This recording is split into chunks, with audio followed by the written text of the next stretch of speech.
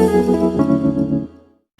there YouTube, it's Jeff Perry with Must Be Nice Investments, and today we are wrapping up our series on everything LLC as it relates to your rental property. And today we're going to be talking about an umbrella policy and whether or not it offers the same protections as an LLC.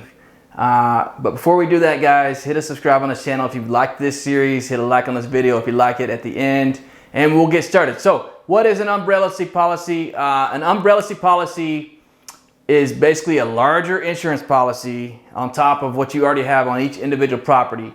A lot of times landlords will try to mimic the liability protection of an LLC with an insurance policy such as an umbrella policy. And an umbrella policy can definitely help cover the costs that go above your standard insurance policy. So let's say you have a house with a $250,000 policy on it. Someone gets hurt at your house, they decide to sue you.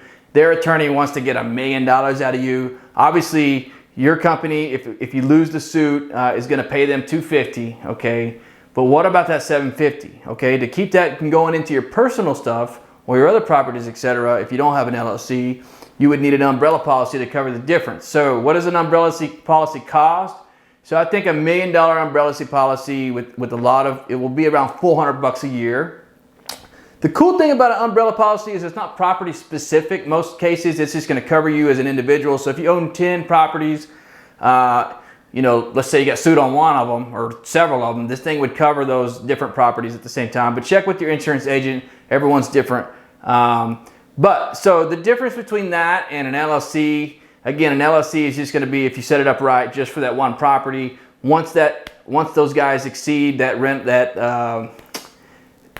the individual insurance threshold that you have on that property, there's going to be really hard for them to go or really, you know, can't do it at all. They're not going to be able to go out and get anything else as a personal asset of yours or other properties that you own. So your umbrella policy will have a limit, okay? Your personal assets will be vulnerable if the lawsuit exceeds the umbrella policy's coverage amount.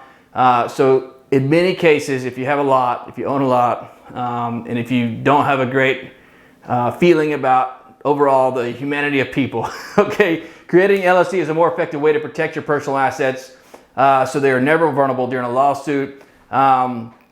Despite the additional work and paperwork and filings, etc., with an LLC, this added protection is often worth it for most, or I'll say some landlords, maybe most landlords.